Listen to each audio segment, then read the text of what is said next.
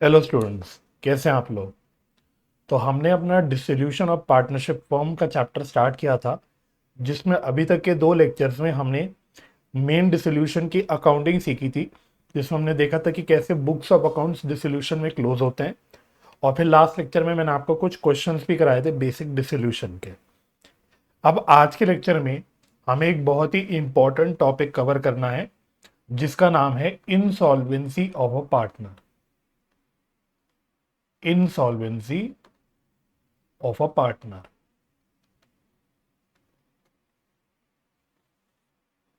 तो this is very important for your exams, क्योंकि institute काफी बार पूछता है यहाँ से सवाल। और इसके ब्रैकेट में मैं लिखूंगा एक जजमेंट है, बेसिकली एक जजमेंट है, ब्रिटिश जजमेंट है, इंग्लिश जजमेंट है, जिसकी एप्लीकेशन हमको यहाँ पे करनी होती है। जजमेंट का नाम है गार्नर वर्सेस मरे। तो इसको शॉर्ट में मतलब ऐसे बोल दिया जाता है, गार्नर वर्सेस मरे का रूल लगाना। तो जब भी एक पार्टनर कोई इंसॉल्वेंट होता है, तो उस केस में हमको गार्नर वर्सेस मरे रूल लगाना होता है। कई बार तो क्वेश्चन खुद ही क्लियरली बोल देता है कि भाई by applying Garner versus Murray rule. नहीं तो कभी कभी क्वेश्चन नहीं बताता, हमें अपने आप लगाना होता है। तो इंसॉल्वेंसी ऑफ अ पार्टनर बोलने का मतलब है कि हमारी क्वेश्चन में एक पार्टनर इंसॉल्वेंट होगा, बस। मोमेंट क्वेश्चन में एक पार्टनर इंसॉल्वेंट होगा, तो आपको समझ जाना है कि हमको यहाँ पे गार्नर वर्सेस मरे रूल लगाना है। ठीक है, तो दिस इज वेरी इंपॉर्टेंट, तो इसको थोड़ा अच्छे से आपको करना है। तो पहले कॉन्सेप्ट लिख लेता हूं मैं इसमें। मेन कॉन्सेप्ट क्या है? Deficiency oblique shortage on account of insolvency of a partner to be borne by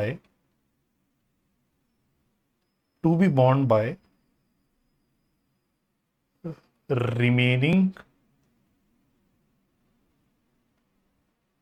solvent partners। लेकिन ब्रैकेट में बहुत इंपॉर्टेंट बात लिखना, हैविंग क्रेडिट बैलेंस, जिनका क्रेडिट बैलेंस है in their agreed capital ratio.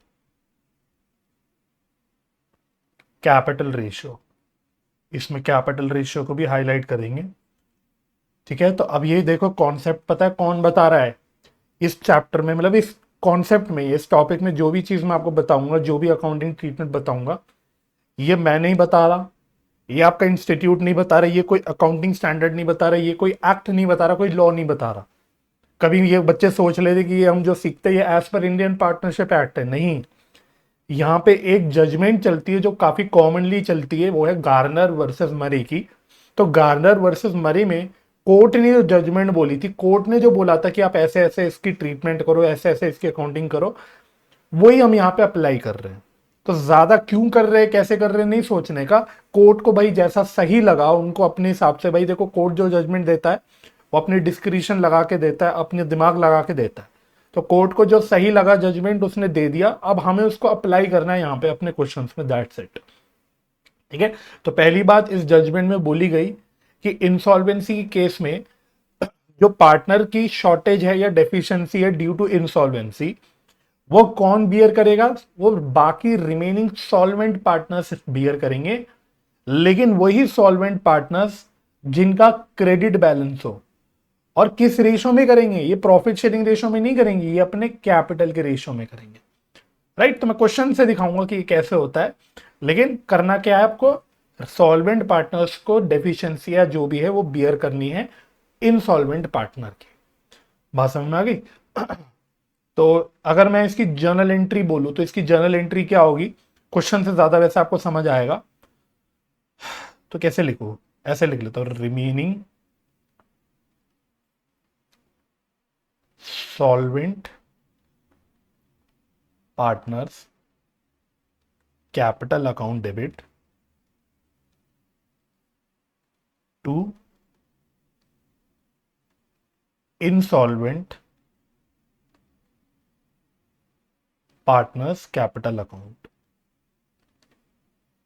ठीक है, और यहां पे होता है एग्रीड कैपिटल रेशियो।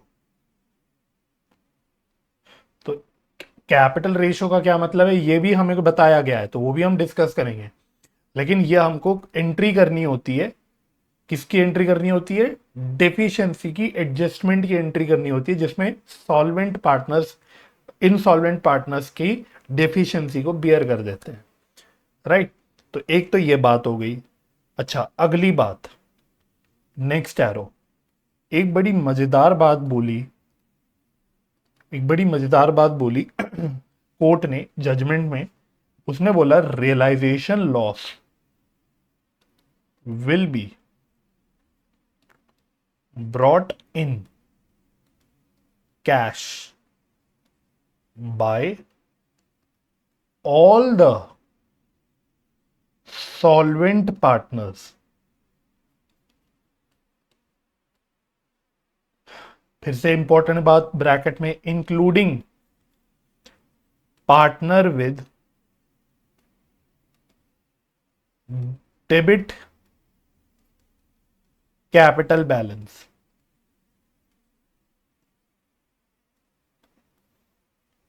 ठीक है, तो वैसा आपको अल्टीमेटली देखो क्वेश्चन में बताऊंगा मैं, ये जो बात बोली है ये just for the sake of an adjustment, इसके पीछे ज्यादा कुछ लॉजिक नहीं है। इस जजमेंट में ये बोला गया कि देखो रियलाइजेशन लॉस जो होगा, आपको पता है भाई हम रियलाइजेशन अकाउंट बनाते हैं, उसमें लॉस निकल के आता है और उसको हम सारे पार्टनर्स के बीच में उनके कैपिटल रेशियो में, सॉरी उनके प्रॉफिट शेयरिंग रेशियो में, उनके कैपिटल में ट्रांसफर कर देते हैं। राइट, तो वो तो होगा ही होगा जैसे नॉर्मली होता है, लेकिन जो सॉल्वेंट पार्टनर्स है उनका जो अपना जो रियलाइजेशन लॉस का शेयर बनेगा वो कैश में लेके आएंगे। लेकिन अल्टीमेटली आपको समझ आएगा ये कुछ नहीं है, बस हेर फेर हो रही है और कुछ भी नहीं है। राइट, बस अब ध्यान क्या रखना है कि इवन वो सॉल्वेंट पार्टनर भी कैश में लेके आएगा जिसका डेबिट कैपिटल बैलेंस है। ऊपर वाले एरो में जब हमने शॉर्टेज को बियर करने की बात करी थी तो यहां पे हमने सिर्फ क्रेडिट बैलेंस वाले सॉल्वेंट पार्टनर्स की बात करी थी, लेकिन यहां पे सारे सॉल्वेंट पार्टनर्स लेके आएंगे इंक्लूडिंग जिनका डेबिट बैलेंस है। तो आपका जो क्वेश्चन होगा पता है, इस टॉपिक से जो क्वेश्चन बनेगा ज्यादा दिक्कत नहीं होगी आपको, होगा कहानी यही, मतलब सारी क्वेश्चन में कहानी ऐसी होगी कि आपके ये कॉन्सेप्ट जो दोनों है अप्लाई हो जाएंगे कि रियलाइजेशन लॉस भी हो रहा होगा, एक अकेला पार्टनर इंसॉल्वेंट हो रहा होगा, तो आपको ये दो मेन इसमें ट्रीटमेंट करनी है। बाकी एक सितारा लगा के हमने ऊपर कैपिटल रेशियो की बात करी थी, तो ये फटाफट से मैं बता देता हूं कि कैपिटल रेशियो का यहां पे मतलब क्या है। मतलब ये कैपिटल रेशियो निकलती कैसे है, मीनिंग ऑफ कैपिटल रेशियो। ठीक है, सिर्फ इस कॉन्सेप्ट के लिए गार्नर वर्सेस मरे रूल लगाने के लिए बस ये है कि कैपिटल रेशियो का मतलब क्या है। तो यहां पे दो केसेस हो सकते हैं भाई, या तो firm fixed capital method follow कर रही है, फिक्स्ड कैपिटल मेथड, या तो firm fluctuating capital method follow कर रही है।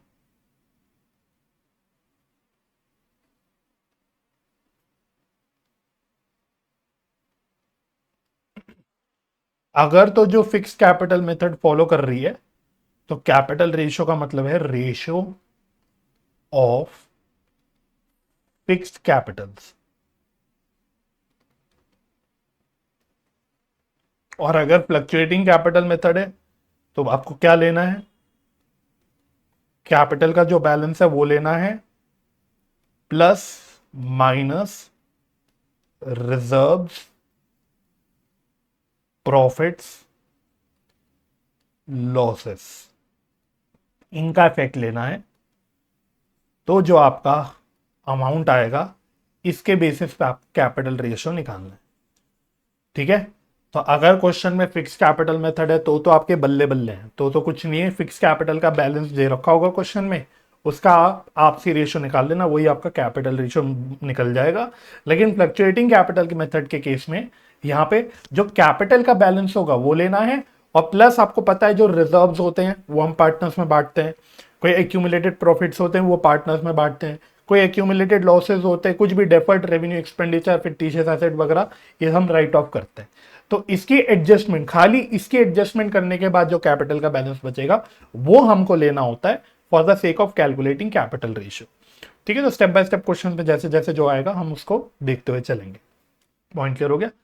तो अगर ये समझ आ गया तो बड़ी ही बेसिक क्वेश्चन से स्टार्ट करते हैं इस कॉन्सेप्ट के।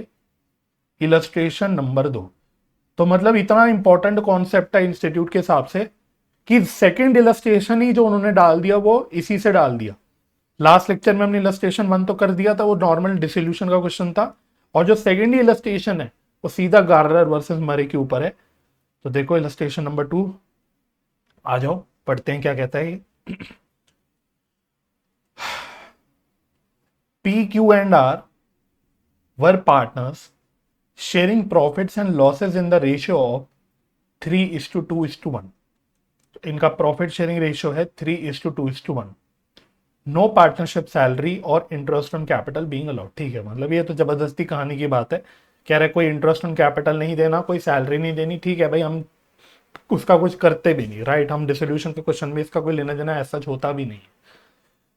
There balance sheet on 30 June 2022 was as follows. तो देखो आप अगर बैलेंस शीट में नजर मारोगे, लाइबिलिटी साइड पे देखना, फिक्स कैपिटल दे रखे हैं पी क्यू आर के, और करेंट अकाउंट दे रखा है पी और क्यू का, लाइबिलिटी साइड में है यानी क्रेडिट बैलेंस है। और अगर आप एसेट साइड में बिल्कुल लास्ट में जाके देखोगे मिसलेनियस लॉसेस के अंदर आर का करेंट अकाउंट है 400। और एसेट साइड में होने का क्या मतलब होता है कि ये डेबिट बैलेंस होगा करेंट अकाउंट का, तो आर का डेबिट बैलेंस होगा और पी और क्यू का जो करेंट अकाउंट का है वो क्रेडिट बैलेंस है। और फिक्स कैपिटल मेथड है, आपको पता है भाई इसमें फिक्स कैपिटल्स का हमेशा ही क्रेडिट बैलेंस होता है, इसमें तो हमेशा ही होता है। तो तीनों पार्टनर्स का क्रेडिट बैलेंस है। तो पहली बात, इससे देख के हमको ये क्या पता लग गया कि यहाँ पे फर्म फॉलो कर रही है फिक्स्ड कैपिटल मेथड। क्या हमको ये बात समझ आ गई? यस सर, ये बात हमें क्लियर हो गई, फिक्स्ड कैपिटल मेथड यहाँ पे चल रहा है। बाकी अगर बैलेंस शीट देखोगे तो मिसलेनियस लॉसेस के अंदर एक पीएनएल का भी बैलेंस आ रहा है, तो this is again a debit balance. Asset side में हमेशा याद रखना जो भी चीजें आती है, जो भी बैलेंसेस आते हैं वो सारे डेबिट बैलेंस होते हैं, लाइबिलिटी साइड में सारे क्रेडिट बैलेंस होते हैं, ये सिंपल। ठीक है, तो पीएनएल का डेबिट बैलेंस है, दैट मीन्स ये एक्यूमुलेटेड लॉसेस है। तो इसका क्या करना होता है? कुछ नहीं करना होता, ये पार्टनर्स में राइट ऑफ कर देना होता है उनके प्रॉफिट शेयरिंग रेशियो में, सिंपल। फिर क्या, अराउंड 1 जुलाई 2022 यानी अगली डेट पे, जो बैलेंस शीट की डेट है उसके नेक्स्ट डेट पे, द पार्टनरशिप वाज डिसॉल्व्ड। अब नॉर्मल डिसोल्यूशन की पहले बेसिक कहानियां हैं, पहले जैसे motor vehicle was taken over by Q at a value of 500 but no cash pass specifically in respect of this transaction. मतलब अगेन वही बात है भाई, जनरली जब पार्टनर टेक ओवर कर लेता है कोई एसेट तो हम वैसे भी उसकी कोई कैश एडजस्टमेंट नहीं दिखाते, unless and until of course question clearly खुद ही ना बोल दे कि पार्टनर लेके चला गया, बदले में वो कैश दे गया, तो फिर वो नॉर्मल सेल की तरह होता है। कभी कभी हो सकता है क्वेश्चन ये बोल दे, लेकिन सिंपल अगर क्वेश्चन बोलता है कोई एसेट पार्टनर टेक ओवर करके ले गया, तो हम कैपिटल अकाउंट से एडजस्ट करते हैं। तो एज सच इस लाइन की कोई रेलिवेंस नहीं है, क्लैरिटी दे रहा है और कुछ नहीं। Sale of other assets realised the following amounts. तो बाकी एसेट्स की बता रहा है कि भाई ट्रेडमार्क में कुछ भी रियलाइज नहीं हुआ, free hold property 7000, plant and equipment 5000, stock 3000, trade debtors 1600। तो ये सेल की उसने जानकारी दे दी। फिर trade creditors were paid ₹11,700 in full settlement of their debts. The cost of dissolution amounted to ₹1500। The loan from P was repaid. अच्छा, loan from P भी है, ओहो ओके ओके। तो देखो लाइबिलिटी साइड में एक पार्टनर का लोन भी आ रहा है, तो ये सवाल ने बोल ही दिया कि ये हमने रीपे कर दिया, सिंपल। तो इसकी एंट्री सिंपल होगी, loan from P account debit to bank account या कैश अकाउंट, जो भी है क्वेश्चन में, बैंक है तो बैंक टू बैंक अकाउंट। अच्छा, अब मुद्दे की चीज, अब देखो, अब मेन पॉइंट आ रहा है जो इस क्वेश्चन का या इस जो हम टॉपिक हमने स्टार्ट किया उससे रिलेटेड है। P and Q both were fully solvent and able to bring in any cash required. तो याद है ना भाई, मतलब कैपिटल अकाउंट हम लास्ट में बनाते हैं और उसमें जो भी बैलेंस होता है उसको कैश से सेटल करते हैं। आपको याद होगा मेन हमने कॉन्सेप्ट करा था कि अगर सरप्लस बैलेंस है तो फर्म कैश में पे कर देती है कैपिटल को, लेकिन अगर डेफिशिएंसी आती है कोई, यानी बेसिकली डेबिट बैलेंस बच जाता है कैपिटल का, तो उस केस में पार्टनर्स घर से कैश लेके आते हैं। तो कह रहे पी और क्यू तो भाई सॉल्वेंट है, जो भी डेफिशिएंसी आई वो पी और क्यू आराम से अपना जो भी उनका डेफिशिएंसी वो लेके आ गए कैश में। But R was post into bankruptcy, इसका मतलब आर क्या हो गया सर, आर हो गया बेचारा इंसॉल्वेंट। बैंकरप्सी का मतलब वही हो गया कि भाई वो इंसॉल्वेंट हो गया। तो क्वेश्चन जरूरी नहीं हमेशा वर्ड इंसॉल्वेंट बोलेगा, वो हिंट देगा। जैसे यहां उसने बैंकरप्सी बोल दिया और क्वेश्चन में आप देखोगे कि आर के पास एसेट्स नहीं थे, आर के एस्टेट कम पड़ गई, मतलब इस तरह की लैंग्वेज वो बोलता है, उससे हमें पकड़ना होता है कि अच्छा यहाँ पे वो इंसॉल्वेंसी की बात कर रहा है। ठीक है। And was only able to bring 1/3 of the amount due. तो कह रहे क्योंकि वो इंसॉल्वेंट हो गया तो जितना भी पैसा आर को लाना था वो उसका 1/3 ही ला पाया, 1/3 ही ला पाया। इसका मतलब बैलेंस 2/3 वो नहीं ले ला पाया। तो as per Garner versus Murray rule क्या सीखा हमने, हमने बोला कि जो डेफिशिएंसी इनसॉल्वेंट पार्टनर नहीं ला पाता और रिमेनिंग सॉल्वेंट पार्टनर्स बियर करते हैं। ठीक है। तो यही बात है कि भाई 1/3 तो वो ले आया लेकिन रिमेनिंग 2/3 जो वो नहीं ला पाया वो सॉल्वेंट पार्टनर्स बियर करते हैं। ठीक है। आपको कैश एंड बैंक अकाउंट बनाना है, आपको रियलाइजेशन अकाउंट बनाना है एंड आपको पार्टनर्स के फिक्स्ड कैपिटल अकाउंट्स बनाने after transferring current account balances. ठीक है। ये भी मैं आपको वैसे बता चुका हूं, फिक्स्ड कैपिटल मेथड के केस में हम करंट अकाउंट को क्या करते हैं, कैपिटल अकाउंट में ट्रांसफर करके भी सारी चीजें कैपिटल अकाउंट से ही करते हैं जनरली। ठीक है जी। अब इस सवाल में अगर आप नोट करोगे, क्वेश्चन ने कहीं हिंट नहीं दिया कि आपको गार्नर वर्सेस मरे रूल लगाना है या पर्टिकुलर कॉन्सेप्ट लगाना है, आपको अपने आप सोचना है। इसलिए हमारे कॉन्सेप्ट का नाम है इनसॉल्वेंसी ऑफ अ पार्टनर, यानी एक पार्टनर इंसॉल्वेंट हो गया। तो आपको अपने आप यहां पे समझ जाना है कि भाई यहां पे एक पार्टनर इंसॉल्वेंट हुआ है, दैट मीन्स हमें काम जो यहां पे करना है वो एज पर गार्नर वर्सेस मरे करना है।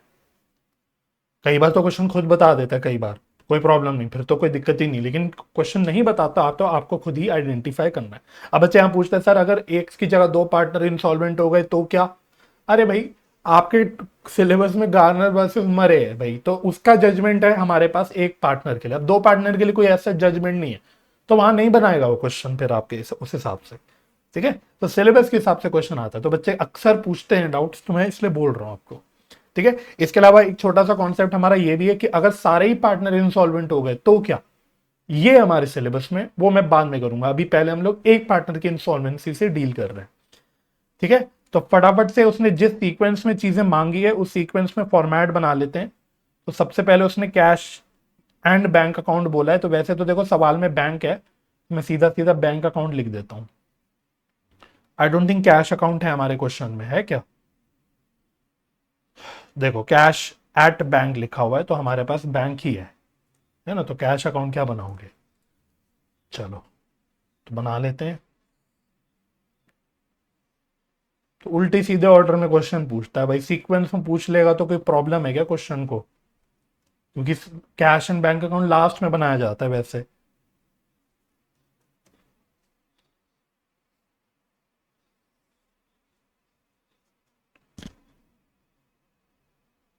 तो थोड़ी सी जगह छोड़ छोड़ के बनाएंगे। यहां बनाना है पार्टनर्स फिक्स्ड कैपिटल अकाउंट।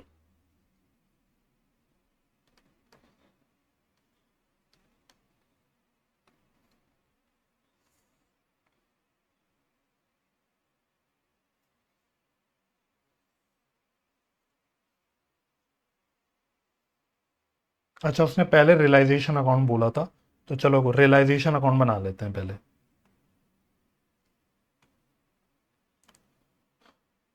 सबसे पहले उसने रियलाइजेशन अकाउंट बोला था बी में, तो इसको हम लोग रियलाइजेशन अकाउंट बोल देंगे। ठीक है। लेकिन ऐसा कुछ बहुत ऐसा कंपलसरी नहीं है कि आप उसी ऑर्डर में बनाओ, बट बेटर है कि भाई जब उसने इसी ए बी सी करके ऐसी पूछा ही है तो हम वैसे ही बनाए। लास्ट में उसने बोला था पार्टनर्स का फिक्स्ड कैपिटल अकाउंट बनाओ।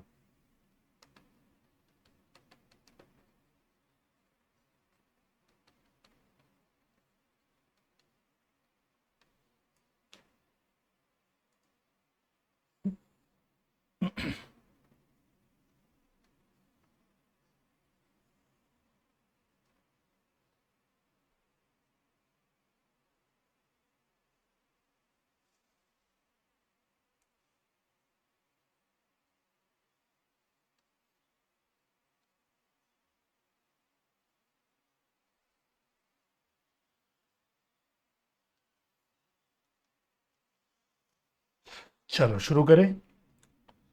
तो पहले तो भाई जैसे हमने स्टेप बाय स्टेप चीजें सीखी हम बिल्कुल वैसे करते हैं। तो पहले हम सिंपली रियलाइजेशन अकाउंट में आ जाते हैं और अपनी बैलेंस शीट को खाली करना शुरू करते हैं एक एक करके। आओ, तो मैं बैलेंस शीट से शुरुआत कर रहा हूं।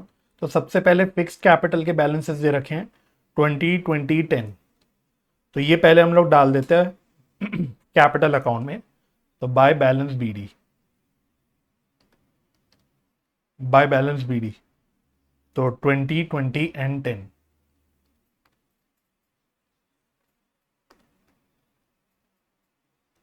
चलिए, उसके बाद फिर आपको करंट अकाउंट के बैलेंस दे रखे हैं। लाइबिलिटी साइड में 2 पार्टनर के हैं, एसेट साइड पे 1 पार्टनर का है। तो इसको हम क्या करते हैं, मैंने आपको सिखा रखा है। क्रेडिट बैलेंस करंट अकाउंट का जो होता है वो कैपिटल में के क्रेडिट साइड पे ट्रांसफर हो जाता है, और जो डेबिट बैलेंस होता है करंट अकाउंट का वो कैपिटल के डेबिट साइड पे ट्रांसफर हो जाता है। सिंपल है, ठीक है।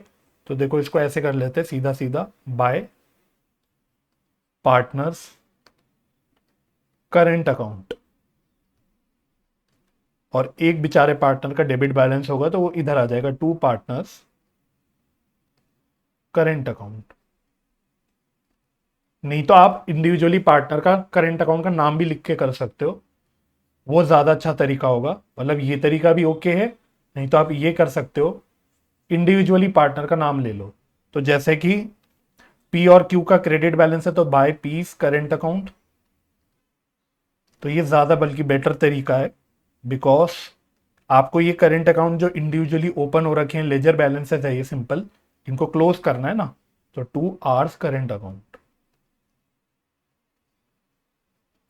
चलिए, तो पी का करंट अकाउंट का बैलेंस है 500, तो ये पी के उसमें आ जाएगा। क्यू का है कितना है 9000, तो क्यू का 9000 यहां पे आ जाएगा। और आर का बैलेंस है 400, तो आर का बैलेंस आर के नीचे आ जाएगा 400। सिंपल, ठीक है।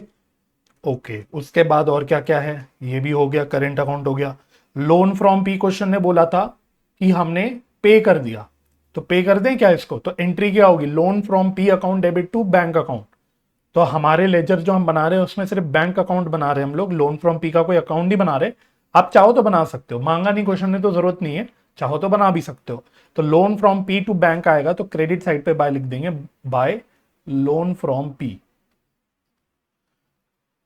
8000। तो छुट्टी करते हैं भाई, ये डाल के काम ही खत्म, ठीक है। ये भी डन हो गया। फिर ट्रेड क्रेडिटर्स आया, ये रियलाइजेशन अकाउंट में चले जाएंगे, तो 12400। तो आओ, बाय ट्रेड क्रेडिटर्स 12400। ये क्रेडिट साइड पे रियलाइजेशन अकाउंट के आ गए। तो लाइबिलिटी साइड डन हो गई, एसेट साइड पे आ जाओ। तो फिक्स्ड एसेट में ट्रेडमार्क है, फ्री होल्ड प्रॉपर्टी है, प्लांट एंड इक्विपमेंट है, और मोटर व्हीकल है। करंट एसेट में स्टॉक है करंट एसेट में स्टॉक है। डेटर का ग्रॉस अमाउंट है, ये भी आ जाएगा। और ये जो प्रोविजन का अमाउंट है ये लाइबिलिटी के साथ चला जाएगा। तो ये सारी चीजें एक एक करके देखो डाल देते हैं। तो आप क्वेश्चन आपके पास होगा, आप वहां से देख देख के डाल सकते हो। मैं अपने पास देख देख के डाल रहा हूं। तो एक ट्रेडमार्क है तो 2 ट्रेडमार्क कितना है 40,000। फिर फ्री होल्ड प्रॉपर्टी है 2 फ्री होल्ड प्रॉपर्टी,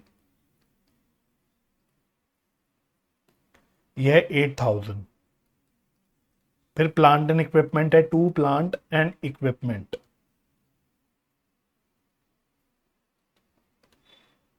तो ये सब नॉर्मल एसेट्स है आपके रियलाइजेशन अकाउंट में ट्रांसफर हो जाते हैं। मोटर व्हीकल है 2 motor vehicle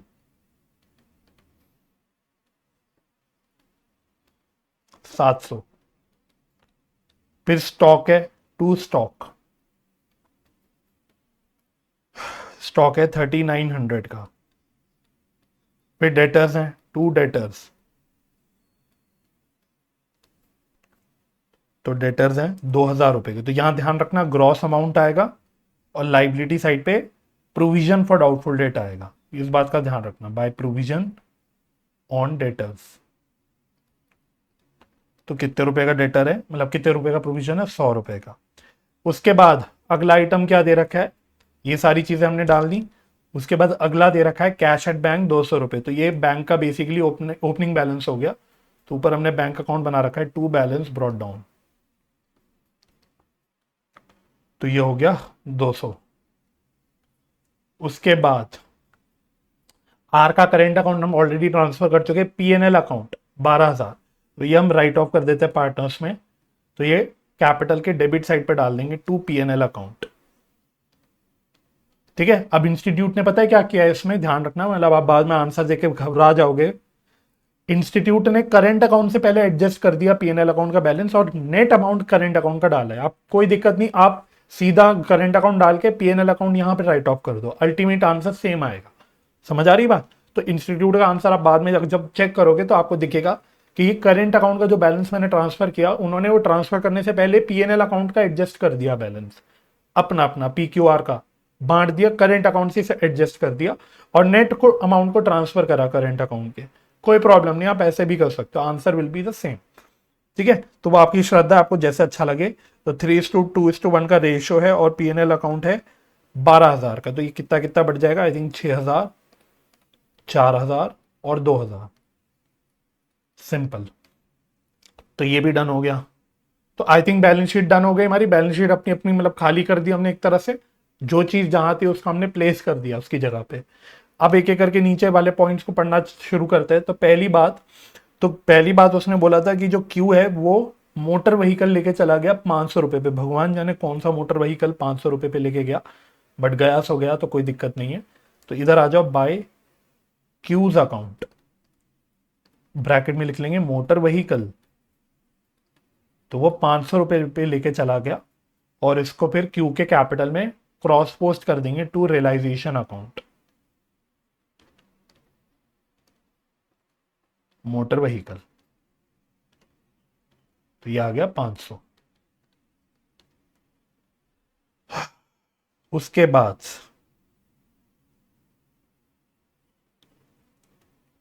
next other assets क्या क्या रियलाइज हो उसने बता दिए, तो एक साथ इसको डाल देते हैं यहां पे। आ जाओ रियलाइजेशन अकाउंट में, by bank, assets realised,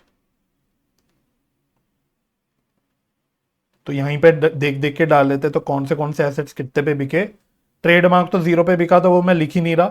free hold property, free hold property ये 7,000 पे बिका। प्लांट एंड इक्विपमेंट,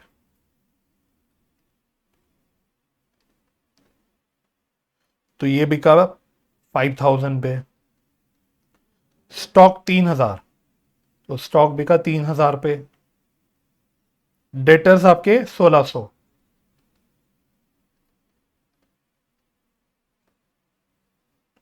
बस इनका टोटल कर लो कितना आ रहा है, तो 12 या 15, 15 और 1,600, 16,600, 16,600।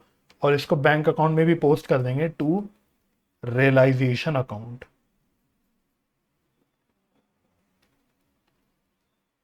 एसेट्स रियलाइज्ड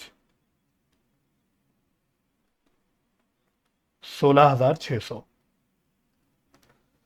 ठीक है, डन डन डन डन, ये भी हो गया। उसके बाद क्या करना है,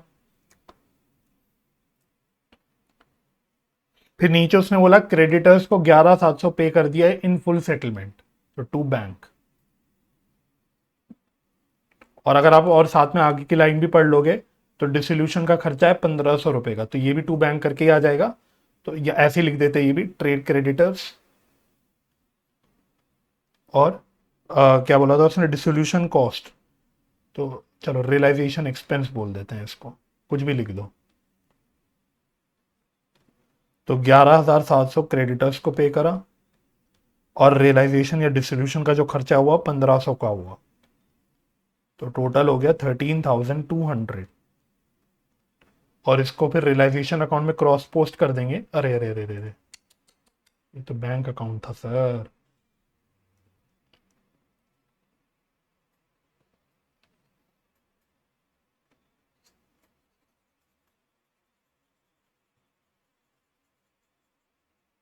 वही ना, मेरी खुद की मेंटल कंडीशनिंग ऐसी हो गई है कि मेरे को पहले दिमाग में चलता है कि पहले रियलाइजेशन अकाउंट बन रहा है, तो मैं उसको यहां डालने लगा था बैंक अकाउंट में, पहले वाले लेजर में टू बैंक अकाउंट यहां डालना था। तो ट्रेड क्रेडिटर्स और डिसोल्यूशन कॉस्ट या डिसोल्यूशन एक्सपेंस, तो 11,700 और डिस्ट्रीब्यूशन का खर्चा था 1500, तो टोटल था 13,200। और बैंक अकाउंट के क्रेडिट साइड पे आएगा बाय रियलाइजेशन अकाउंट, तो लिख लेते हैं ब्रैकेट में trade creditors and dissolution cost या डिसोल्यूशन एक्सपेंस 13,200, 13,200। चलिए जी, ये भी हो गया। और कुछ बचा क्या आगे? तो फिर आपकी बात बच गई इंसॉल्वेंसी से रिलेटेड, जिसमें हमें गार्नर वर्सेस मरे वाला रूल लगाना है। ठीक है, तो सबसे पहले रियलाइजेशन अकाउंट क्लोज करते हैं, तो पहले हमेशा चेक कर लेना क्या सारी लाइबिलिटीज पे हो गई। लाइबिलिटीज देखना जरूरी है, बिकॉज अगर कोई लाइबिलिटी पे नहीं हुई है तो वो हमें अपने आप पे करनी पड़ती है बुक वैल्यू पे। तो यहाँ कोई दिक्कत नहीं, यहाँ पे जो एक्चुअल आउटसाइड लाइबिलिटी एक ट्रेड क्रेडिटर्स की थी जो हमने यहाँ पे कर दिया। प्रोविजन ऑन डेटर ध्यान रखना, मैं पहले भी बता चुका हूँ, ये तो जस्ट एक प्रोविजन है एसेट के अगेंस्ट, तो ये कुछ पे नहीं करना होता। ठीक है, ये कोई पे नहीं करना होता, तो ये तो एज इट इज खत्म हो जाता है। तो अब रियलाइजेशन अकाउंट को क्लोज करते हैं। और मैं आपको बता ही चुका हूं पहले, भाई देखो क्वेश्चन की डिजाइनिंग ऐसी होती है गार्नर वर्सेस मरे रूल में कि आता तो वो लॉस ही है। तो आप बेहिचक टाइम बचाने के लिए सीधा क्या कर सकते हो, एक मिनट में इसको एक्सटेंड कर देता हूं। आप सीधा डेबिट साइड का टोटल करके ये मानते हो कि लॉस ही आएगा, इसको कर सकते हो टोटल और बैलेंस। थोड़ा सा बच्चों हैंग हो रहा है इसलिए थोड़ी सी दिक्कत हो रही है, बट कोई बात नहीं। तो टोटल कितना आ रहा है, तो 12,800, 700, 3,900, 2,000 एंड 13,200। तो इसका टोटल आ रहा है 80,600।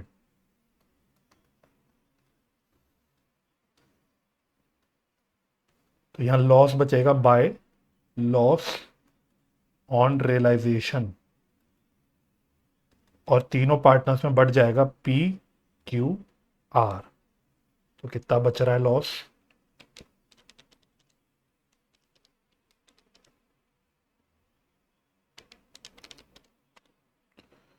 तो सर लॉस बच रहा है 51,000 का, यहां लिख देते हैं 51,000। इसको हमें बांट देना है, कौन सा रेशियो था, कितना रेशियो था, 2:2:1 था, 3:2:1 था, तो डिवाइड बाय 6। तो 25,500 ये हो गया, 17,000 ये हो गया, 8,500 ये हो गया। ठीक है, और ये कैपिटल अकाउंट के डेबिट साइड पे आ जाएगा, यहां लिख दो टू रियलाइजेशन।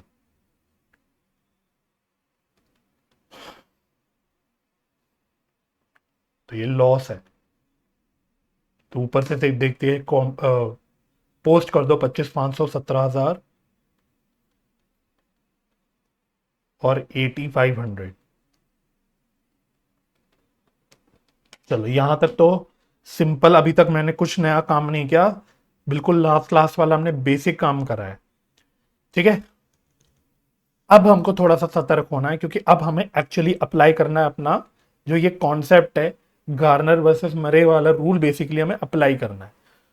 तो ध्यान रखना, पहली बात, गार्नर वर्सेस मरे रूल में दो मेन चीज है। देखो दो मेन ट्रीटमेंट अगर मैं बोलूं, पहली जो इंसॉल्वेंट पार्टनर है उसकी डेफिशिएंसी कौन मीट करेंगे, रिमेनिंग सॉल्वेंट पार्टनर्स, लेकिन वही वाले सॉल्वेंट पार्टनर्स जिनका क्रेडिट बैलेंस है। अब इस क्वेश्चन में जो इंसॉल्वेंट पार्टनर है वो कौन है, मैं इसको ब्लू से कलर कर देता हूं यहां पे, आर। तो बेचारा आर हमारा जो है वो इंसॉल्वेंट हो गया है, राइट, वो इंसॉल्वेंट हो गया है। तो अब हमारी जो रिमेनिंग सॉल्वेंट पार्टनर्स हैं वो कौन कौन है, पी और क्यू। तो अब आर की जो भी डेफिशिएंसी होगी वो कौन बियर करेगा, पी और क्यू। ठीक है, लेकिन डेफिशिएंसी सिर्फ वही पार्टनर्स बियर करते हैं जिनका क्रेडिट बैलेंस होता है। तो इस सवाल में तो देखो पी और क्यू दोनों का ही क्रेडिट बैलेंस है कैपिटल का, चेक कर लो। कैपिटल के दोनों के क्रेडिट बैलेंस हैं। और हमने ये भी बोला था कि भाई फिक्स कैपिटल मेथड में कैपिटल रेशियो के लिए हमें सिंपल फिक्स कैपिटल का रेशियो चेक करना है, फिक्स कैपिटल अकाउंट का जो रेशियो है वही लेके चलना है। तो दोनों के ऑफकोर्स क्रेडिट बैलेंसेस है कैपिटल के, और रेशियो कितना बन के आएगा अगर रेशियो देखोगे तो 20,000:20,000, या मैं नीचे भी कर दूंगा 1:1 का रेशियो आएगा। तो पहले तो आप आर की डेफिशिएंसी निकालो। तो मैं यहां पे वर्किंग नोट पे आता हूं, हालांकि एकदम वर्किंग नोट की जरूरत तो नहीं है, बट ठीक है, समझ रहे हैं अभी, इसलिए मैं आपको समझाने के लिए दिखा रहा हूं। अगर आप आर की वैसे डेफिशिएंसी देखो तो कितनी है, एक बार चेक करो आर को ऐसे कितने पैसे लाने हैं। 400, 2000, 8500 माइनस 10,000। तो आर को बेसिकली 900 रुपए लाने हैं। अगर आप चेक करोगे आर को बेसिकली 900 रुपए लाने हैं, ठीक है। अगर क्वेश्चन ये ना बोलता कि आर हमारा जो पार्टनर है वो इंसॉल्वेंट हो गया तो सिंपल हो जाता, फिर तो हम सीधा लिखना मत आप बाय बैंक करके यहां बैलेंसिंग फिगर 900 रुपए लिख देते। समझना बात को, अगर क्वेश्चन साइलेंट होता, इंसॉल्वेंसी की कोई बात ना करता। लेकिन अब हम ये एज इट इज कर नहीं सकते, बिकॉज क्वेश्चन ने बोल दिया आर तो इंसॉल्वेंट है, तो इसका मतलब वो पूरा पैसा ला नहीं सकता। तो उसको लाने हैं 900 रुपए, उसको लाने हैं 900 रुपए। लेकिन क्वेश्चन ने बोला इसमें से सिर्फ 1/3 ही वो कैश में ला सकता है, 1/3 ही कैश में ला सकता है। रिमेनिंग 2/3 क्या होगा फिर? रिमेनिंग 2/3 ये बॉन्ड करेंगे पी और Q, bond by P and Q in capital ratio. और capital ratio fix capital method में सिंपल हो जाता है, कुछ नहीं है, जो फिक्स कैपिटल अकाउंट का बैलेंस है वही कैपिटल रेशियो हो जाता है। तो पी का 20,000 है, क्यू का भी 20,000 है, दैट इज 1:1। ठीक है, तो जो पैसा तो वो कैश में लेकर आ रहा है उसकी क्या एंट्री होगी? Bank account debit to R's capital. तो 1/3 आ कितना गया वैसे? 900 का 1/3 300 हो गया, और रिमेनिंग 2/3 600 हो गया। तो 300 रुपए तो वो घर से लेके आ जाएगा, उसमें कोई दिक्कत नहीं है। तो इसकी पोस्टिंग कर लेते हैं by bank, sorry by bank.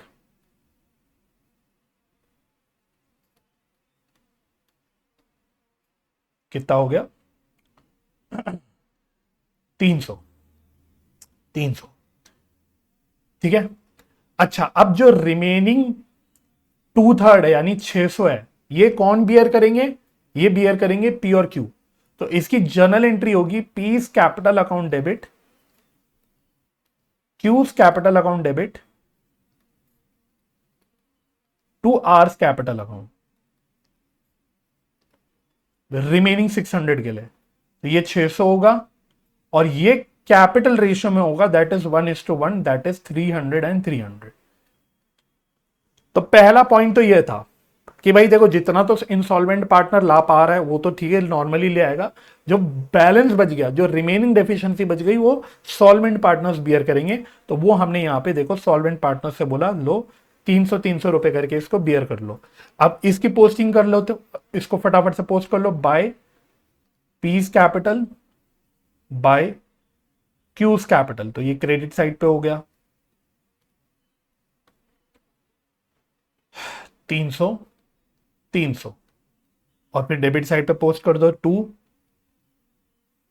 Hours capital 300, 300। ठीक है, तो ये इतना डन हो गया। तो अब अगर आप नोट करोगे बाद में हम क्लोज कर देंगे, बट आर का कैपिटल क्लोज हो गया, आर की कहानी खत्म हो गई है। ठीक है। अच्छा, बाय बैंक 300 करा था तो भूल ना जाए, इसलिए बैंक अकाउंट में आर की ये वाली पोस्टिंग भी कर दो टू आर्स कैपिटल 300 रुपए। जो बैंक में वो लेके आया एक 1/3 अमाउंट, उसकी पोस्टिंग हम बैंक में भी साथ साथ कर लेते हैं। तो देखो आर की कहानी फिनिश्ड। अब पी और क्यू की कहानी बच गई, उनकी भी डेफिशिएंसी हमने बियर करवा ली। लेकिन एक पॉइंट जो सेकंड एरो में मैंने आपको बताया था, एक पॉइंट और होता है कि जो पी और क्यू है वो अपना रियलाइजेशन लॉस का शेयर बैंक में लेके आएंगे। तो बाय बैंक, तो यहां लिख देना रियलाइजेशन लॉस। तो पी और क्यू का रियलाइजेशन का लॉस कितना कितना था? 25,500 और 17,000, ये वो बैंक में लेके आएंगे। सिर्फ सॉल्वेंट पार्टनर्स, ध्यान रखना भाई, जो पार्टनर इंसॉल्वेंट हो गया वो तो अपनी डेफिशिएंसी भी नहीं ला पा रहा, वो कहाँ रियलाइजेशन लॉस लाएगा। तो सिर्फ सॉल्वेंट पार्टनर्स जो हैं वो भी सारे, चाहे उनका क्रेडिट बैलेंस हो चाहे डेबिट बैलेंस हो, वो अपने रियलाइजेशन का लॉस का शेयर बैंक में लेके आएंगे। ये सिर्फ एक एडजस्टमेंट है और कुछ नहीं, बिकॉज अल्टीमेटली बाद में लास्ट में जब कैपिटल अकाउंट क्लोज होगा बाकी पार्टनर्स का, तो वो कैश या बैंक अकाउंट से तो क्लोज होगा, तो वो अपने आप अमाउंट सेटल हो जाएगा, कोई बड़ी बात नहीं है। ये सिर्फ बोला है जजमेंट में कि भाई एक एडजस्टमेंट के लिए भाई रियलाइजेशन का जो लॉस है वो सॉल्वेंट पार्टनर्स कैश में लेके आएंगे, तो भाई हम बस उसको फॉलो कर रहे हैं। ठीक है, तो ये एक पॉइंट आपका दूसरा है। अब कहानी खत्म, अब पी और क्यू का अकाउंट क्लोज कर दो, अब पी और क्यू का अकाउंट क्लोज कर दो। चलो, तो आर का तो क्लोज हो ही गया, इसकी तो बस टोटलिंग करनी है, और पी और क्यू का हम लोग अकाउंट क्लोज कर देंगे। चलिए, तो 900 और 1200, 6 और 900, 10,900। तो आर का तो देखो टोटल 10,900 है, ये तो क्लोज हो ही गया, आर का तो बैलेंस क्लोज हो गया। अब पी और क्यू का क्लोज कर दो, तो कितना बैलेंस किस तरफ बच रहा है, 25,500 से तो हट गया, 6,320, तो इधर ही बचेगा balance to bank balance, I think इधर ही बचेगा। तो चेक कर लेते कितना बैलेंस बच रहा है। तो पहले पी की बात करेंगे, तो पी का टोटल कितना आ रहा है, 26 और ये 46 आ रहा है मेरे ख्याल से टोटल।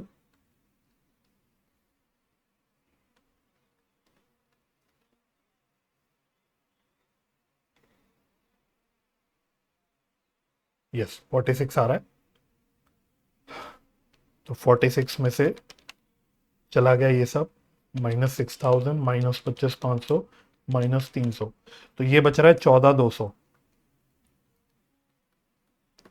और क्यू का टोटल कितना आ रहा है, क्यू का टोटल आ रहा है 29 + 17, तो क्यू का टोटल आ रहा है 46, इसका भी 46 ही आ रहा है।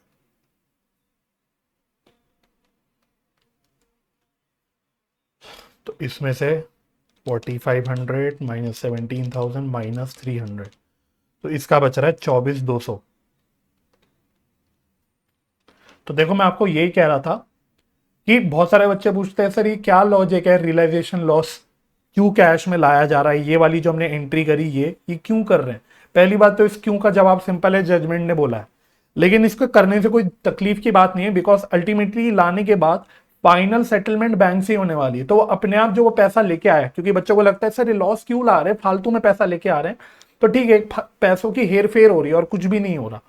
ठीक है, लास्ट सेटलमेंट जो होगी पी और क्यू की, वो बैंक से ही हो रही है, तो वो जो पैसा लेके आए, एक प्रकार से ऐसा सोचो जो फालतू पैसा लेके आ गए वो उनको वापस भी कर दिया हमने, लेकिन ये करना पड़ता है हमको, बिकॉज ये जजमेंट में बोला गया है। तो आपको गार्नर वर्सेस मरे रूल लगाना है, तो जजमेंट के हिसाब से हमको ये काम करना ही है। ठीक है, अब ये समझ आ गया, तो अब इसकी क्रॉस पोस्टिंग कर लेते हैं हम लोग। आओ, तो बैंक अकाउंट में आ जाना।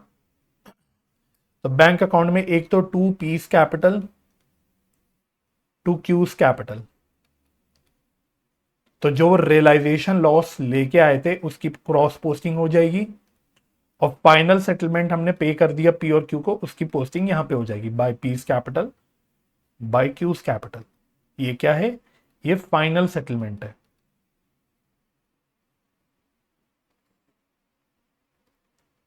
चलो, तो कितना कितना अमाउंट था, 25,500, 17,000,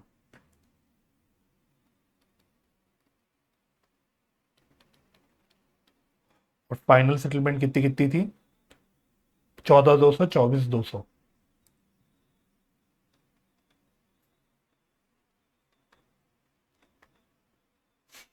चलिए, तो क्या आप बैंक अकाउंट क्लोज कर लें, बैंक अकाउंट क्लोज कर लेते हैं। तो पहले डेबिट साइड का टोटल चेक करते हैं, 200, 16, 600, 300, 25, 500, 17, तो 59,600 आ रहा है।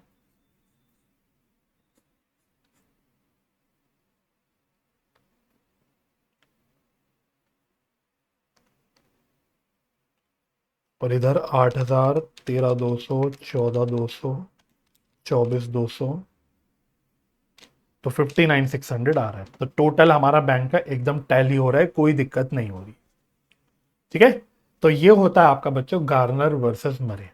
आई होप आपको समझ आ गया होगा ये गार्नर वर्सेस मरे के केस में आपको कैसे कैसे काम करना है। वेरी सिंपल, दो मेन बातें हैं। एक तो इनसॉल्वेंट पार्टनर की जो डेफिशिएंसी जितनी भी है वो रिमेनिंग सॉल्वेंट पार्टनर्स शेयर करते हैं या बॉन्ड करते हैं, लेकिन वही सॉल्वेंट पार्टनर्स जिनका क्रेडिट बैलेंस है। दूसरी बात, जो रियलाइजेशन लॉस का शेयर होता है सॉल्वेंट पार्टनर्स वो बैंक में या कैश में लेके आते हैं, लेकिन वहां पे सारे सॉल्वेंट पार्टनर्स लाते हैं, चाहे उनका क्रेडिट बैलेंस हो चाहे डेबिट बैलेंस हो। बस ये दो चीजें हैं। जो डेफिशिएंसी बियर करने की एंट्री होती है बड़ी सिंपल है, solvent partners capital account debit to insolvent partners capital account, तो ये एंट्री बन जाती है। और ये जो बियर करते हैं वो अपने कैपिटल रेशियो में करते हैं। कैपिटल रेशियो का मतलब होता है फिक्स कैपिटल मेथड के केस में फिक्स कैपिटल का जो रेशियो होगा वही कैपिटल रेशियो होगा। वही फ्लक्चुएटिंग कैपिटल मेथड में जो फ्लक्चुएटिंग कैपिटल है, मतलब मेन कैपिटल अकाउंट का बैलेंस है, उसमें पहले plus minus reserves, accumulated profits, accumulated losses, fictitious asset जो भी है उसका इफेक्ट लेने के बाद जो कैपिटल का बैलेंस बचेगा that will be the capital for the purpose of calculating capital ratio. ये कॉन्सेप्ट है, ठीक है। Yes sir. आइए बच्चों इलस्ट्रेशन नंबर 4 देखते हैं। इंपॉर्टेंट क्वेश्चन है, कॉन्सेप्चुअली इंपॉर्टेंट है, मतलब वैसे कुछ दिक्कत नहीं है क्वेश्चन में। वही Garner versus Murray rule, same insolvency of a partner. पढ़ते हैं क्वेश्चन क्या कहता है। A B C and D sharing profits in the ratio of 4:3:2:1 decided to dissolve their partnership on 31st March 2022 when their balance sheet was as under। Balance sheet देखना, liability side में creditors हैं, employ provident fund है बच्चों, employ provident fund reserve नहीं होते, ध्यान रखना। तो पार्टनरशिप के क्वेश्चंस में अक्सर एम्प्लॉय प्रोविडेंट फंड बच्चों को कंफ्यूज करने के लिए दिया जाता है। तो these are nothing but normal outside liabilities, ठीक है। ये एम्प्लॉय की तरफ की लाइबिलिटीज है और कुछ भी नहीं। इसके अलावा कैपिटल दे रखे हैं, तो देखो ए और बी का कैपिटल आपको लाइबिलिटी साइड में नजर आ रहा होगा। वहीं अगर आप फटाफट से एसेट साइड पे आओगे तो सी और डी का जो कैपिटल है वो आपको एसेट साइड पे नजर आ रहा है। तो इसका मतलब ए और बी के कैपिटल का क्रेडिट बैलेंस है और सी और डी के कैपिटल का डेबिट बैलेंस है। बाकी आपके नॉर्मल भाई एसेट्स लाइबिलिटीज हैं, एसेट्स में बैंक है, डेटर है, स्टॉक है, प्रीपेड एक्सपेंस है, प्लांट एंड मशीनरी है, पेटेंट्स है, खत्म। फिर कहता है following information is given to you, one of the creditors took some of the patents whose book value was 5000 at a valuation of 3200। तो भाई क्रेडिटर पेटेंट्स लेके चला गया, इसकी कोई एंट्री नहीं होगी। ये मैं आप बता चुका था कि भाई अगर कोई लाइबिलिटी हम किसी एसेट से सेटल कर लेते तो इसकी नो एंट्री, लेकिन एंट्री किसकी होगी, balance of the creditors were paid at a discount of 400, इसकी एंट्री होगी, ठीक है। तो ये हमें करनी पड़ेगी। अच्छा, second point, there was a joint life policy of 20,000 not mentioned in balance sheet and this was surrendered for 4,500 rupees। तो पता है बच्चों का क्या होता है, जॉइंट लाइफ पॉलिसीज पढ़ते ही बच्चे घबरा जाते हैं, अरे जेएलपी आ गया, जेएलपी आ गया। बच्चों के मन में जेएलपी का खौफ है, चाहे वो रिटायरमेंट के चैप्टर में जेएलपी आता हो चाहे डेथ के चैप्टर में आता हो, और इस सवाल में आ गया तो जेएलपी पढ़ते ही बच्चों को टेंशन हो जाती है, बच्चों का बीपी बढ़ जाता है। भाई जेएलपी कुछ नहीं है, रिटायरमेंट डेथ में जेएलपी बड़ा सिंपल है, वो मैं अपने रिटायरमेंट डेथ के लेक्चर्स में ऑलरेडी कर चुका हूं। यहां पे जेएलपी देख के घबराना मत, कोई सेपरेट नया कॉन्सेप्ट नहीं है। दिस इज नथिंग बट आप मन में बोलो कोई नहीं सर जेएलपी नहीं है, ये एक अनरिकॉर्डेड एसेट सेल हुई है, अनरिकॉर्डेड एसेट है जेएलपी, क्योंकि वो बैलेंस शीट में आ नहीं रहा, क्लियरली लिखा हुआ है, इसको सेल कर रहा है। तो क्या करते हो भाई, अगर कोई अनरिकॉर्डेड एसेट बेचते हो तो क्या है, bank account debit to realisation account, खत्म, जितना भी अमाउंट आया। तो 20,000 की जेएलपी थी, कोई मतलब नहीं इससे हमको, जितने भी रुपए की भी जेएलपी हो, कितना पैसा मिला 4,500 रुपीज, खत्म, बन गई आपकी एंट्री, बैंक टू रियलाइजेशन 4,500, यही इसकी ट्रीटमेंट होगी, ठीक है। तो घबराना नहीं, जेएलपी आ गया तो जैसे पता नहीं कौन सी पहाड़ टूट के आ गया, आसमान नीचे गिर गया, कुछ नहीं है। क्वेश्चन मतलब थर्ड पॉइंट बोल रहा है, रिमेनिंग एसेट्स पर realised as follows, debtor 10,800, stock 15,600, plant and machinery 12,000, patents 60% of their book value. तो ध्यान रखना कुछ पेटेंट्स चले भी गए थे, ऊपर कुछ पेटेंट्स चले भी गए थे, इसका मतलब रिमेनिंग पेटेंट्स की बात कर रहा है कि वो 60% बुक वैल्यू पे रियलाइज हुआ। Expenses of realisation amounted to rupees 1500। अब वही कहानी, डी बिकेम इंसॉल्वेंट, एक पार्टनर इंसॉल्वेंट हो गया, एंड अ डिविडेंड ऑफ 25 पैसे इन अ रुपी was recovered in respect of firm's claim against his asset। तो इसका सिंपल मीनिंग ये हो गया कि डी इंसॉल्वेंट हुआ, इससे सिर्फ 25% पैसा ही मिल पाया, 25% ही रिकवरी हो पाई, बैलेंस 75% रिकवरी नहीं हुई। तो ये कौन बियर करेगा? बैलेंस 75% बियर करेंगे सॉल्वेंट पार्टनर्स। लेकिन वो भी कौन से वाले सॉल्वेंट पार्टनर्स? जिनके क्रेडिट बैलेंस है। तो जरा चेक करो, डी तो इंसॉल्वेंट हो गया बेचारा, बच गए सॉल्वेंट पार्टनर्स एबीसी। तो एबीसी में से भी वही पार्टनर बियर करेंगे डेफिशिएंसी को जिनका क्रेडिट बैलेंस है। तो इस क्वेश्चन में अगर आप नोट करोगे सिर्फ ए और बी का क्रेडिट बैलेंस है, तो दैट मींस यहां पे सॉल्वेंट पार्टनर्स बियर करेंगे, वो भी कौन? ए और बी। सिर्फ सी नहीं करेगा, क्योंकि सी का डेबिट बैलेंस है कैपिटल का। हाँ, लॉस वो बैंक में लेते आएंगे तीनों भी, ए बी सी तीनों लाएंगे, लेकिन डेफिशिएंसी कौन बियर करेगा? सिर्फ ए और बी। ये हमारा कॉन्सेप्ट है। ठीक है। अच्छा, प्रिपेयर करो नेसेसरी लेजर अकाउंट्स। लो, वही नेसेसरी लेजर अकाउंट्स मतलब वही घिसे पिटे अकाउंट्स बनते हैं, realisation account, partners capital account और यहां पे बैंक अकाउंट। चलिए बना लेते हैं। तो फटाफट से फॉर्मेट बनाते हैं रियलाइजेशन अकाउंट का।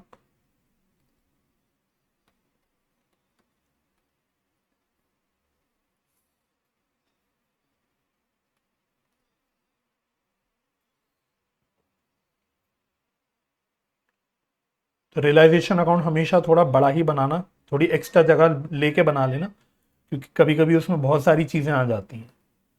फिर पार्टनर्स कैपिटल अकाउंट। अच्छा, ये थोड़ा सा खिचड़ी पका के बनाना पड़ेगा। क्यों? क्योंकि इसमें चार चार पार्टनर्स के कॉलम बनाने हैं। तो देखो मैं बना लेता हूं पहले। आप चाहे तो अपने रजिस्टर्स को टिल्ट करके मतलब लैंडस्केप मोड में बना सकते हो, अगर आपको लगे कि साफ साफ काम नहीं हो पा रहा तो। मुझे तो देखो ज़्यादा प्रॉब्लम नहीं, मेरा तो इधर सरक जाता है स्क्रीन, तो मुझे कोई दिक्कत नहीं है, बट आपको हो सकती है। तो आप ऐसे केस में जब चार पार्टनर्स के कॉलम बनाने हो, चाहो तो क्या कर सकते हो, लैंडस्केप मतलब रजिस्टर्स को ऐसे करके आप कर सकते हो। जस्ट एक एडवाइस है मेरी।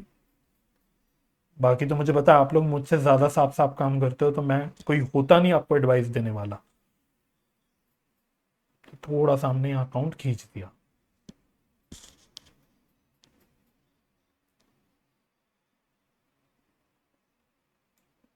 चलिए, अब जैसा भी खिंच गया ये हो गया क्रेडिट साइड और ये हो गया डेबिट साइड। लास्ट में हमारा बन जाएगा bank account.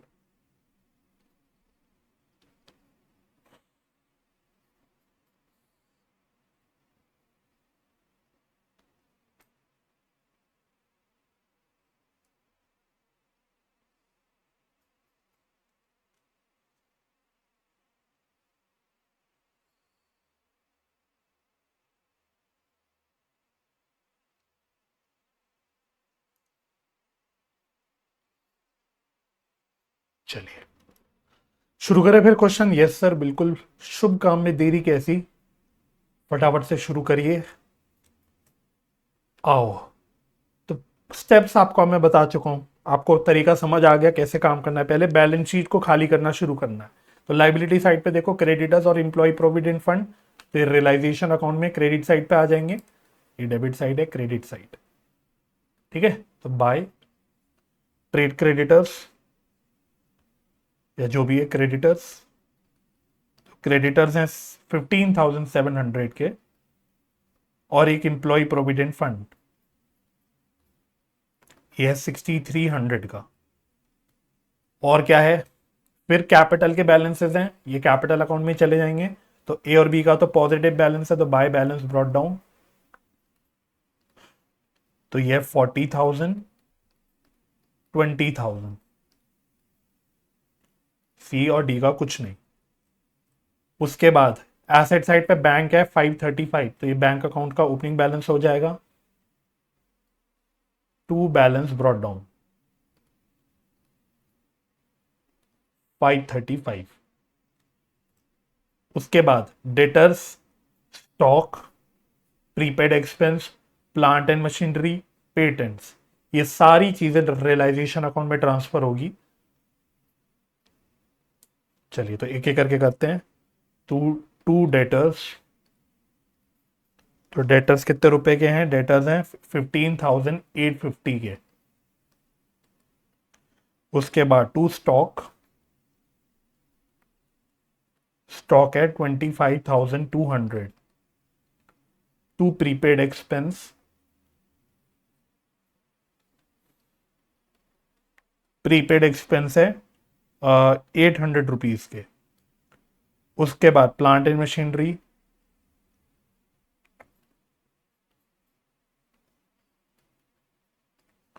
Plant and machinery है 20,000 का। फाइनली पेटेंट्स, पेटेंट्स है 8,000 के। चलो, तो एसेट्स को अभी हमने रियलाइजेशन में ट्रांसफर कर दिया। फिर सीओडी के कैपिटल बैलेंसेस है डेबिट वाले, तो ये कैपिटल अकाउंट में आ जाएंगे, लेकिन यहां लिखेंगे हम टू बैलेंस ब्रॉट डाउन। तो सीओडी का डेबिट बैलेंस है कितना कितना? 3,200 एंड 8,415।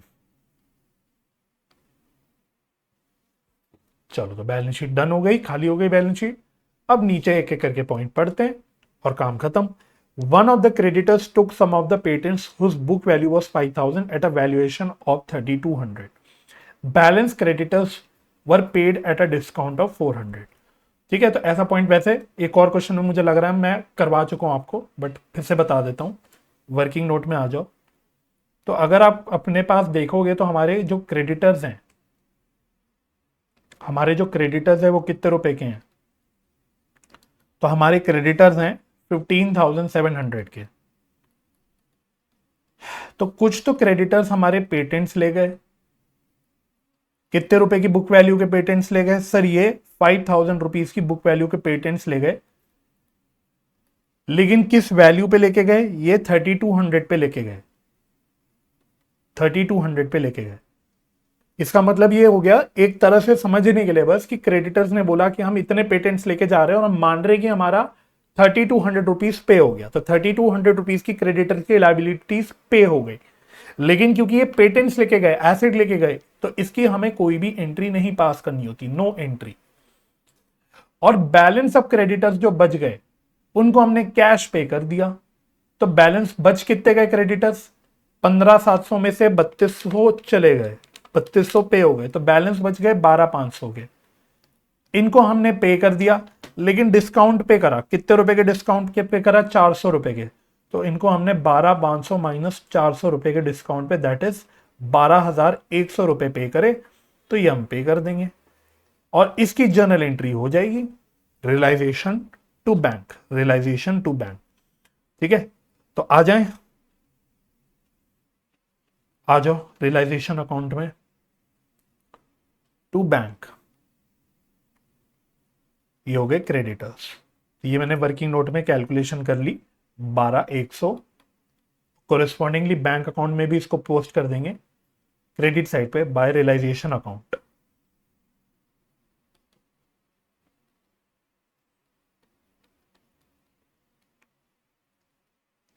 बारह एक सौ। चलो, डन हो गया है पॉइंट, समझ आ गया है। होप सो आपको कोई कंफ्यूजन नहीं रहनी चाहिए इस पॉइंट पे। अच्छा, एक जीएलपी बेच दी, मतलब जो भी सरेंडर कर दी, उससे हमें 4,500 रुपीज मिले। इसकी क्या एंट्री मैंने बताई? Simple, bank account debit to realisation account 4,500, that's it. मन में क्या सोचोगे? जेएलपी भूल जाओ, मन में सोचोगे एक अनरिकॉर्डेड एसेट रियलाइज हो गया, 4,500 खत्म। आओ, तो आ जाओ, पहले रियलाइजेशन अकाउंट में पोस्ट कर लेते हैं बाय बैंक जीएलपी 4,500, और इसको बैंक अकाउंट में पोस्ट कर देंगे डेबिट साइड पे टू रियलाइजेशन, ब्रैकेट में जीएलपी 4,500, डन, खत्म। उसके बाद नेक्स्ट, रिमेनिंग एसेट्स रियलाइज हुए कितने कितने वो बता रहा है, तो आओ, तो रियलाइजेशन अकाउंट में बाय बैंक। तो हम चाहे तो इनको मर्ज भी कर सकते थे, बट कोई नहीं, अलग अलग दिखा देंगे तो कोई प्रॉब्लम नहीं है। मतलब जीएलपी को भी इसमें ही मर्ज कर सकते थे बाय बैंक अकाउंट। तो क्या क्या एसेट्स रियलाइज हुए? डेटर्स 10,800, उसके बाद स्टॉक 15,600, और प्लांट एंड मशीनरी 12,000। पेटेंट्स क्या कहा उसने, 60% ऑफ बुक वैल्यू। तो ये मैं वर्किंग नोट में आ जाता हूं, वर्किंग नोट में निकाल लेता हूं। नेक्स्ट वर्किंग नोट, तो देखो हमारे total patents as per balance sheet थे कितने रुपए के। तो सर हमारे पेटेंट्स थे बैलेंस शीट में 8,000 रुपीज के। इसमें से कितने बुक वैल्यू के क्रेडिटर्स को दे दिए patents, taken over by creditors, taken over by creditors. तो यहां पे कितने रुपए के पेटेंट चले गए, कितने रुपए पे लेके गए, इससे मतलब नहीं, पेटेंट्स की बात कर रहे हैं ना। तो अब ये देखोगे कि कितने बुक वैल्यू पेटेंट्स के क्रेडिटर्स लेके चले गए, 5,000 रुपए। तो इसकी तो नो एंट्री, ये तो हम ऊपर भी बोल चुके कि भाई इसकी तो नो एंट्री, जो क्रेडिटर्स लेके चले गए उसकी तो कोई एंट्री नहीं करनी। अब बैलेंस बच गए 3,000 के पेटेंट्स। ये क्वेश्चन ने बोला है कि ये 60% ऑफ बुक वैल्यू रियलाइज हुआ, तो इसका 60% बोले तो 1,800 रुपए। पॉइंट क्लियर हो गया। तो कितने रुपए के पेटेंट्स रियलाइज हुए, 1,800 रुपए के। तो आओ, पेटेंट्स हो गए 1,800। अब इसका टोटल कर लो।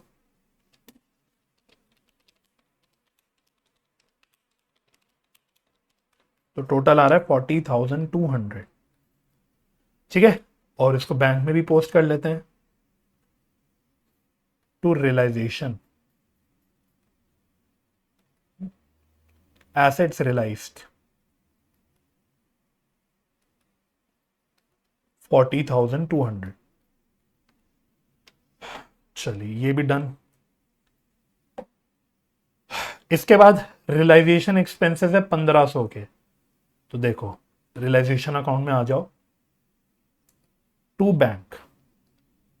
अब ध्यान रखना, एक बात का ध्यान रखना, क्या रियलाइजेशन एक्सपेंसेस तो है 1,500 रुपए के, इसमें कोई दिक्कत नहीं। अब आपको हमेशा चेक करना है, जब भी रियलाइजेशन अकाउंट लास्ट में क्लोज करने वाले हो, खत्म हो गया हो जब सब कुछ, तो चेक करना सिर्फ मेन चीज कि क्या सारी लाइबिलिटीज पे हो गई। तो हमारे पास दो लाइबिलिटीज थी बाहर वालों की जो पे करनी थी, एक तो क्रेडिटर्स थे और एक था इंप्लॉय प्रोविडेंट फंड 6,300 रुपीज का। क्रेडिटर्स तो सारे पे हो गए भाई, देखो कुछ तो क्रेडिटर्स पेटेंट लेके चले गए थे, बाकी क्रेडिटर्स को हमने डिस्काउंट में पे कर दिया था। लेकिन इंप्लॉय प्रोविडेंट फंड ये भी तो बाहर वालों की लाइबिलिटी है बच्चों। इंप्लॉय प्रोविडेंट फंड किसकी लाइबिलिटी है, ये इंप्लॉयज की लाइबिलिटी है कहीं ना कहीं, इसको स्टैट्यूटरी लाइबिलिटी भी बोल सकते हो। ये नहीं पे क्यों किया, क्वेश्चन ने नहीं बताया मतलब, तो ये आपको अपने आप पे करना पड़ेगा, इंप्लॉय प्रोविडेंट फंड। इस पे मैं सितारा लगा लेता हूं, ये नहीं मिस करना, क्योंकि ये मिस कर दिया तो आगे का पूरा क्वेश्चन ही गलत हो जाएगा आपको। लाइबिलिटीज हम हमेशा अपने आप पे कर देते हैं, क्वेश्चन कुछ ना बोले तो now this the total become 7,800। ठीक है, और इसकी भी पोस्टिंग कर लेते हैं बैंक अकाउंट में।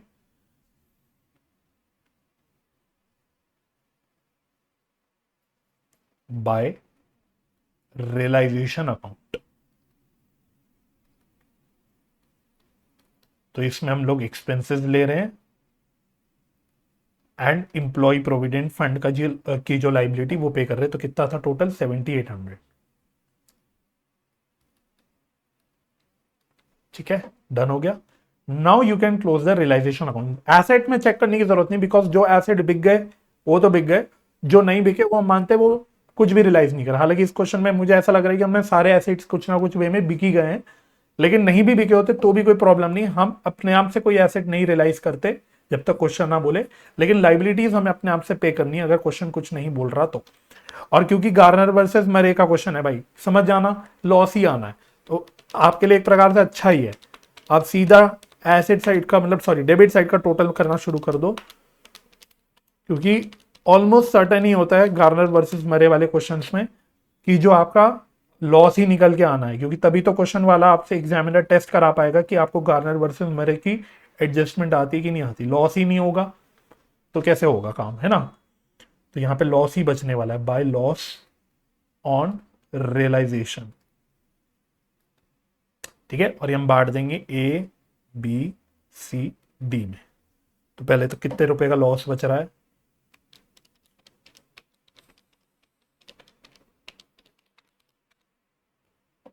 23,050, 23,050। इनका PSR कितना था? 4:3:2, 4 तिया 7, 3 10। चलो तो बांट दो इनका। ए का आ रहा है 9220, उसके बाद 6915, 4610, 2305। लो जी, और इसको ट्रांसफर कर देंगे पार्टनर्स कैपिटल अकाउंट में टू रियलाइजेशन। ये क्या है? लॉस है, लॉस ऑन रियलाइजेशन। तो कितना कितना है? 9220, 6915, 4610 एंड 2305, 2305। ठीक है, पहले यहां तक डन हो गया। अच्छा, रियलाइजेशन अकाउंट का काम खत्म। अब पार्टनर्स कैपिटल अकाउंट क्लोज करना है, और क्लोज करने के लिए हमें इंसॉल्वेंसी की एडजस्टमेंट करनी है गार्नर वर्सेस मरे के हिसाब से। तो सबसे पहले क्या करना है हमको, ये लाइनें खींच के छुट्टी कर रहा हूं बस। अब हमें बात करनी है सबसे पहले डी पार्टनर की, जो हमारा बेचारा है इंसॉल्वेंट पार्टनर। तो सबसे पहले चेक करो डी की डेफिशिएंसी है कितनी, कितनी डेफिशिएंसी है डी की। तो 8415 प्लस 2305, तो 10,720 रुपए की डेफिशिएंसी है। आ जाओ वर्किंग नोट में आ जाओ, डीज डेफिशिएंसी। तो वैसे तो डी की डेफिशिएंसी आ रही थी 10,720 रुपए की, और ये उसको बैंक में लाना था कैश के फॉर्म में, लेकिन क्वेश्चन ने बोला ये तो इंसॉल्वेंट हो गया बेचारा, और इससे हमें सिर्फ 25 पैसा मिला, इसका मतलब हमें सिर्फ 25% मिला। तो 10,720 का 25% कितना हो गया? 2680, सिर्फ ये मिला। तो ये तो वो लेके आ जाएगा normally bank to D's capital, इसकी एंट्री हो जाएगी bank account debit to D's capital 2680। तो पहले इसकी एंट्री कर लें, स्टेप बाय स्टेप करना है ना, धीरे धीरे करके, ताकि सारे पॉइंट हमें क्लियरली दिखते चले जाए, है ना। तो 2680 तो इससे आ गया, मिल गया। तो आओ बाय बैंक, अभी सिर्फ इसमें हम डी की बात कर रहे हैं 2680। अब जो बैलेंस नहीं मिला, कितना बैलेंस नहीं मिला सर? फटाफट से, कितना बैलेंस नहीं मिला इससे? रिमेनिंग 75% नहीं मिला। तो रिमेनिंग 75% आ कितना रहा है? 8040। अब ये बियर करेंगे,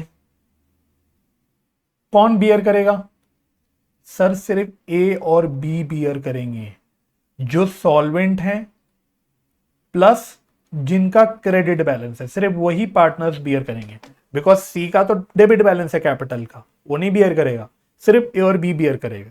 ठीक है ए बी सी तीनों ही सॉल्वेंट पार्टनर्स, लेकिन सिर्फ ए और बी वो पार्टनर्स है जिनका क्रेडिट बैलेंस है, तो ये सिर्फ ए और बी बियर करेंगे। किस रेशो में बियर करेंगे चेक कर लो। अब ये फ्लक्चुएटिंग कैपिटल मेथड है इस सवाल में, फिक्स कैपिटल मेथड नहीं, फ्लक्चुएटिंग कैपिटल मेथड है। तो आपको एडजस्टेड कैपिटल्स निकालने पड़ेंगे। अब इस क्वेश्चन में अच्छी बात यह है, एडजस्टेड कैपिटल्स निकालने के लिए मैं यही बताता हूं आपको थोड़ा, ताकि क्लियर रहे। रेशो निकालने के लिए आपको एडजस्टेड कैपिटल्स निकालना पड़ेगा ए और बी का। तो उसके लिए क्या करना होता है आपको कैपिटल लेना होता है क्वेश्चन के हिसाब से, जो क्वेश्चन में गिवन है ए और बी का। तो क्वेश्चन में ए और बी के कैपिटल थे 40 एंड 20।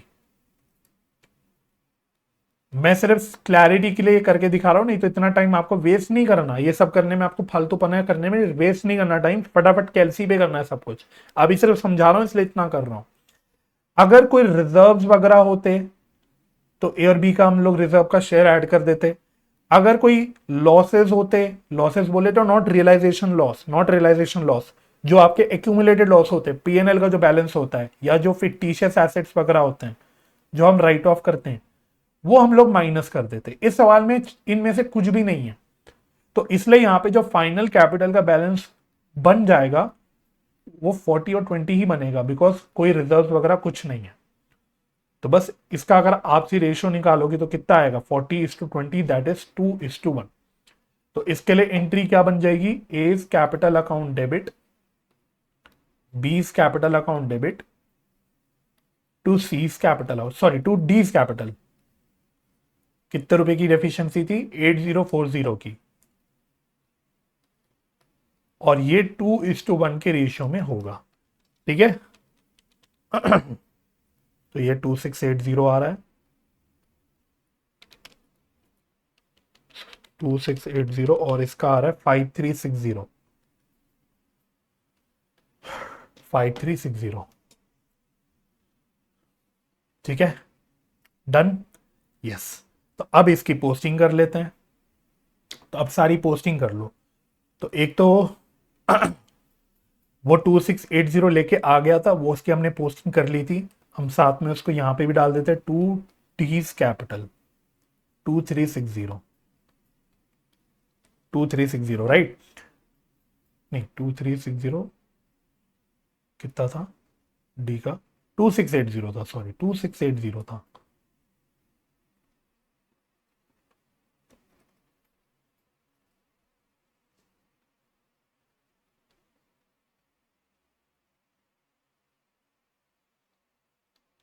ठीक है, और साथ में इसकी क्रॉस पोस्टिंग कर लेते हैं। तो यहां आएगा by A's capital, by B's capital, to D's capital. ठीक है, तो कितना कितना था ये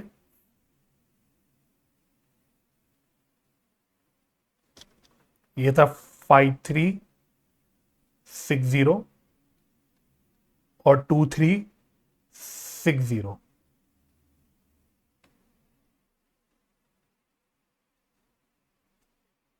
5360 और 2680, 2680।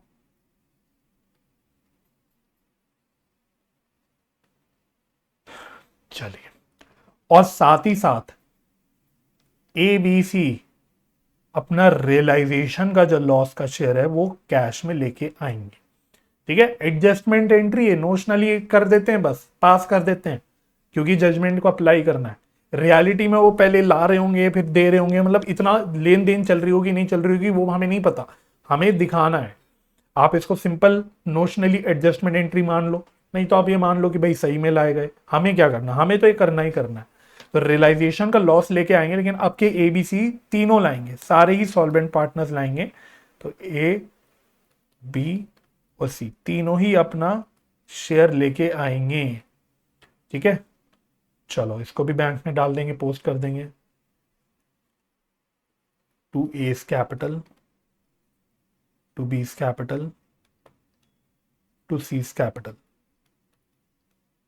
ठीक है, this is what, this is realisation loss जो वो कैश में लेके आए हैं, 9220, 6915 एंड 4610। चलिए ये भी डन हो गया। अब क्या करोगे, आप कैपिटल अकाउंट को क्लोज कर लो।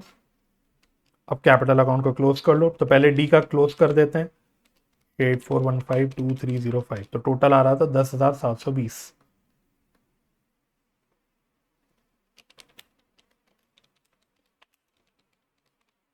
चलो तो इसका तो क्लोज हो गया, एबीसी का भी क्लोज कर दो। तो टू बैंक,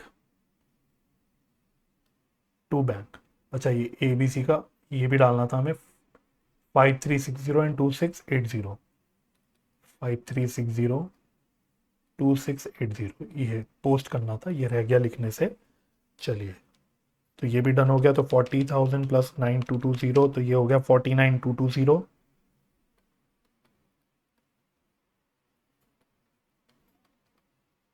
और बैलेंसिंग फिगर जो आ गई वो बैंक से एडजस्ट कर देंगे। तो ये बच रहा है 34,640। इसी प्रकार से बी का टोटल आ रहा है 26,915, 26,915 माइनस 6915 माइनस 2680। तो ये बच रहा है 17,320। अच्छा, सी का तो इधर आएगा शायद बैलेंस, तो बाय बैंक बैलेंसिंग फिगर सी का तो कितना बच रहा है? 3200 प्लस 4610, 7810।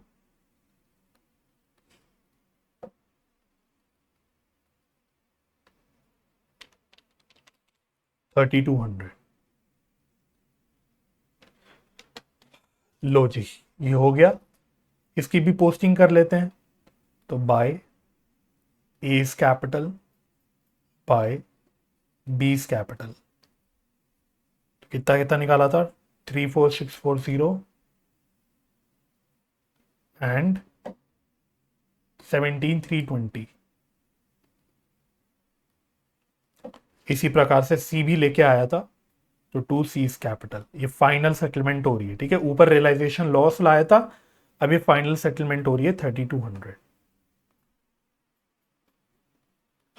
लो जी, टोटल कर लो, मतलब सब सही होगा तो टोटल मैच कर जाएगा बैंक अकाउंट का।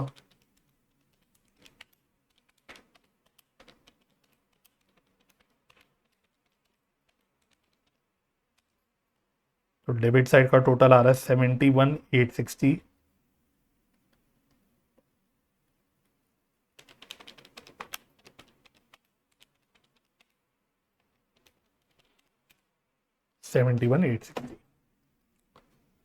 ठीक है।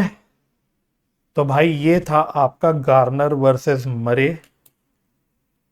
ठीक है, तो आपको समझ आ गया कि क्या करना है। गार्नर वर्सेस मरे में बहुत ही सिंपल है, बस दो ही मेन चीज है कि इंसॉल्वेंट पार्टनर का जो डेफिशिएंसी है वो सॉल्वेंट पार्टनर क्रेडिट बैलेंस वाले कैसे एडजस्ट करेंगे कैपिटल रेशियो में, प्लस सारे सॉल्वेंट पार्टनर्स रियलाइजेशन का लॉस जो है वो कैश में लेके आएंगे। बस ये दो मेन क्रक्स है पूरे कॉन्सेप्ट का। बाकी तो आप यूजुअली जैसे काम करते हो वैसे ही चलेगा। ठीक है, बस आज के लेक्चर में इतना ही करना था। बाकी फिर हम इसको कंटिन्यू करेंगे अपने नेक्स्ट लेक्चर में। तो अगर बच्चों ये लेक्चर हेल्पफुल लगा तो वीडियो को लाइक कर देना, शेयर कर देना। अगर अभी तक आपने चैनल भी सब्सक्राइब नहीं किया तो चैनल भी सब्सक्राइब कर देना। कमेंट्स डाल सकते हैं, अगर आपकी कोई क्वेरीज है तो आप कमेंट में डाल सकते हैं, नहीं तो आप इंस्टाग्राम पे मेरे को डीएम कर सकते हैं। मेरी इंस्टाग्राम आईडी आपको नीचे दिख रही होगी। बाकी आप कमेंट्स में अपने मतलब जो भी फीडबैक्स हैं या आपकी जो भी क्वेरीज है वो डाल सकते हैं। बाकी अपनी मुलाकात होगी नेक्स्ट लेक्चर में, तब तक के लिए bye bye and take care.